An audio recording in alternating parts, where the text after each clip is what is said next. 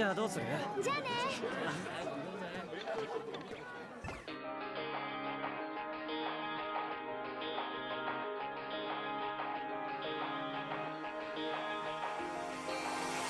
壊したい大事そうに抱えた私を全部 What's up, everyone? Alex here.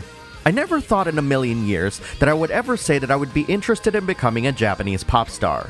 Ever since I had a glimpse of the lifestyle through Yakuza 5, I became fascinated with the ups and downs that these public figures had to deal with.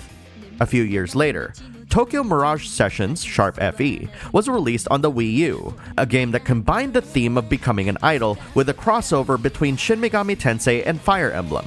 Sadly, I missed out on its original release. But now, another few years later, Tokyo Mirage Sessions is out on the Switch. With so much time having passed, this Encore release does make me wonder one thing. Will the allure of show business be enough to captivate its newfound audience? Tokyo Mirage Sessions FE Encore is a traditional turn-based Japanese RPG, blending elements of the Shin Megami Tensei and Fire Emblem franchises, and is an enhanced remaster of the original Wii U game. You play the role of Itsuki Aoi, a high school student turned entertainer at an agency known as Fortuna Entertainment. Fortuna Entertainment doesn't just cultivate up-and-coming talent. They're also a front for a group of individuals whose sole purpose is to defend Tokyo from invaders from another realm. They're able to accomplish this by enlisting the aid of Mirage Masters, a select few people who have the power to summon beings known as Mirages to aid them during battle. The Encore version of Tokyo Mirage Sessions contains new EX stories, new party members, and new music. You might be thinking to yourself, what does the merging of a tactical RPG like Fire Emblem and a traditional turn-based RPG like Shin Megami Tensei actually look like? What this means is that for Shin Megami Tensei fans, you'll see classes along with different weapon types come into play more during turn-based battles, while Fire Emblem fans will not only recognize numerous homages to the series, but also get to experience a fantasy story set in a modern world. Perhaps one of the more impressive aspects of Tokyo Mirage Sessions to me is the speed and ease in which I could shift from doing one activity to another. For example, if I want to explore a dungeon in the game, I just simply head to a travel location near its entrance, enter it, and voila! I'm in the dungeon exploring it. If I want to change things up and go and do some more quests, or even advance some of my party members' side stories, I can quickly get out of the dungeon and head to where these quests begin. I know that some of these things I just described can be commonly attributed to many other RPGs out there, but there's often a delay or penalty between one activity and the next in these games, whether it's a long walk on the world map or a rigid calendar system that advances time after each activity. It's here that one of the core design principles of Shin Megami Tensei shows itself, designing its various activities and locales with the player's gameplay experience in mind, stripping any sort of excess that other developers would have been tempted to leave in. This design by subtraction, a minimalist design choice, is also reflected in the game's Carnage and Radiant system, two very early introduced but helpful parts of the game's progression system. Simply put, Carnage is the term used to describe weapons you can create using enemy parts that drop during battle. You can also use these enemy parts to create Radiants, which are a blend of active and passive abilities that can alter the way a party member behaves during combat. While the thought of gathering materials to build these sounds inconvenient, Tokyo Mirage Sessions makes it easy to know when you've managed to gather enough items simply by displaying a notification on screen, giving you the option to either continue with your current activity or head back to Fortuna Entertainment HQ to craft these items post-haste. By designing this aspect of the game to be as unobtrusive as possible, it allows players to focus on playing the game however they wish, a different kind of freedom offered by a streamlined notification and crafting system. Carnage serves a dual purpose, by not only providing a means to inflict more damaging attacks, but also a way to learn the skills needed to tackle the game's numerous enemies. You learn these skills by simply equipping the Carnage and defeating enemies in battle, filling up a separate experience bar that unlocks one skill at a time. These skills range from physical attacks, magic spells and buffs that help your character, to the kinds of sessions your party member can perform. I'll be covering sessions more in depth later, but a quick inventory of the game's skills will reveal the presence of familiar-sounding Shin Megami Tensei attacks and spells. In addition to these, you'll also be able to learn attacks that are specifically targeted towards specific classes of enemies, which is where the Fire Emblem aspect of the combat comes in. Keep in mind, however, that your Mirage only has a limited amount of skill slots available, so you'll have to make important decisions as to which skills stay and which skills you'll replace. This is the extent of the complexity of how you learn skills in Tokyo Mirage Sessions, and quite frankly, it's a nice break from the kinds of skill systems that other Shin Megami Tensei games employ. While references to Fire Emblem are ever present thanks to the party's mirages, battle accommodations, and costumes the main cast wears, the game's presentation and theme might not feel as though it wholly represents Shin Megami Tensei. For one, Shin Megami Tensei stories often evoke a devilish motif, reinforced stylistically by utilizing a darker color palette and venturing through foreboding locales. Comparatively, Tokyo Mirage Sessions seems to be heavily inspired by Shin Megami Tensei's now separated franchise, Persona, conveying a bright and vibrantly colored presentation. That's not to say that these kinds of visuals and animations are a thing that Persona owns full stop.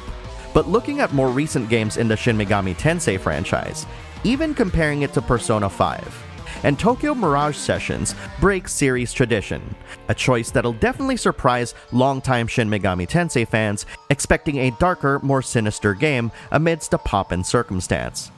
I want to be clear here that I am not trying to disparage this decision, but I merely want to make it evident to hardcore fans of Shin Megami Tensei who are expecting this to have the same feel as that series.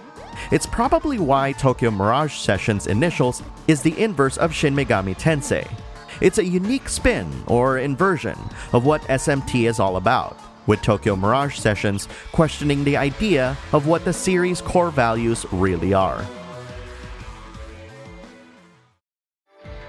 Or, perhaps, to its developers, the Shin Megami Tensei series is defined by telling a story filled with references and homages to gods and deities from various cultures. When I was writing this review, I discovered that the decision to portray Fire Emblem's characters as mirages was based around the concept of kami oroshi, a kind of Japanese shamanism that describes a deity possessing and communicating through a priest, or, wait for it, a spiritual dancer. As time passed, ritual dances such as the Kagura became a major form of entertainment during the Tokugawa shogunate. It's because of these that the decision to treat Fire Emblem's characters as deities, in a sense, was blended with an entertainment theme for the game. And it's because of the entertainment aspect that the developers decided to brighten up the game's theme and presentation, as the two opposing ideas would have clashed. All in all, I certainly don't envy the developers' daunting task of trying to figure out how to blend a traditionally dark series like Shin Megami Tensei with something that's more malleable like Fire Emblem. But I have a high appreciation for the kind of risk-taking and the amount of thought put into the creation of Tokyo Mirage Sessions, and the resulting presentation and thematic feel do give an impression that it's a neatly planned getaway from the urgency and seriousness that the Shin Megami Tensei games are known to have. While most Shin Megami Tensei games present a deeply involving premise, leading to numerous twists and turns throughout the story, I find that there's a reluctance in Tokyo Mirage Sessions with developing a kind of depth that fans of JRPG storytelling can really bite into. More often than not, the story focuses on the entertainment life of the cast at Fortuna Entertainment, with them mostly reacting, rather than thinking of preventing, the invaders from taking over our world. It's a stark contrast to the many investigative teams we've teamed up with in this long-running franchise, and it often makes me wonder why there's so little going on outside of the regular routine of advancing chapters, then encountering a new threat, then exterminating a threat. Outside of the main story, each character's side stories, including the brand new EX storylines, do a decent job of presenting them in a somewhat different light, away from the prying eyes of their peers. However, there's yet again a reluctance to delve into the many real issues idols face in the entertainment industry, often masked by the growing camaraderie between the folks at Fortuna Entertainment. In the seeming insistence of Tokyo Mirage Sessions to provide a worthwhile escape from the series it's inspired by, I felt that the developers held back a bit too much on creating depth in their storytelling due to their desire to want to provide players with a gameplay experience whose story could easily throw them back into the game's normal gameplay loop. And sure enough, you'll be exploring a new dungeon every time you advance its chapters. Each dungeon in Tokyo Mirage Sessions is uniquely designed based on what's currently going on in the story, and offers up a few gimmicks to change up your exploration. Unfortunately, some of these gimmicks can frustrate players who prefer a more straightforward experience, and if you're going for a full completion of the game's requests and side stories, you'll find yourself revisiting these dungeons a lot, and having to relearn its gimmicks just to get to a specific spot on the map. For example, one early dungeon has giant point-and-shoot cameras scattered about, and if you ever walk in front of one, you'll be taken back to an earlier portion of the dungeon. Fortunately, most dungeons aren't too large that it gets too frustrating, even offering up a few warp points to cut down on travel. But it would have been nice to disable some of these gimmicks after successful story completion, as they're more often designed to frustrate rather than provide real challenges. While exploring these vast dungeons, you're sure to encounter a ton of enemies, and thankfully, Tokyo Mirage Sessions battles are fast, fun, and, in some cases, familiar. A quick glance at the battle footage might make its combat look like your typical Shin Megami Tensei battles, and, in most ways, that's true. You try different skills to find the ones that the enemy is weak to, then pummel them with that skill as many times as possible in order to get a quick victory. But what separates Tokyo Mirage Sessions from that series is a feature whose name is even present in the game's namesake: Sessions. Sessions are follow-up attacks automatically initiated by party members triggered by hitting an enemy with their weakness. However, these follow-up attacks only happen after specific party members learn the corresponding sessions for a particular attack. For example, if Itsuki attacks an enemy that's weak to his sword skills, Toma can follow up with Sword Blaze, which activates because Itsuki used his sword skill, therefore prompting Toma to unleash a fire-based attack. However, the combat can continue from there. Since Tsubasa has a session called Firewind, she can follow up Toma's attack with a wind skill. Later on, you'll even get characters who can help you extend your sessions, as well as gain Radiant abilities that allow for characters who aren't currently in the party to be able to add their sessions as part of the combo. This Rube Goldberg kind of reaction is all displayed prior to committing to an attack, yet another way the game streamlines the player experience, providing you with a forecast of what sessions will be triggered and allowing you to focus on what you do best, formulating strategies on how to defeat your enemies in the most efficient way possible. It takes a little bit of time to get your party to the point where sessions become ridiculously powerful, but when you do get to that point, the results are always satisfying. New to Encore is the ability to abbreviate the session animations, which is helpful when wanting to speed up the flow of battle. They're fun to watch the first several times you see it, but there's just times when you just want to get them experience gains, so this new option is definitely welcome.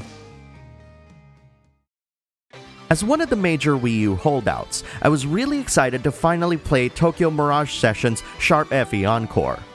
It's true that the way it handles its story and character development could have been more of a focus in this game, but its core goal of providing a refreshing, different take on both Shin Megami Tensei and Fire Emblem should be applauded. It certainly feels as though there were forces at play that have influenced the creation of the game that we got today. But I do feel that what Tokyo Mirage Sessions represents is a very strong foundation for a strong potential follow-up for the series, one that can possibly lead to the creation of one of the best turn-based RPGs on the Switch.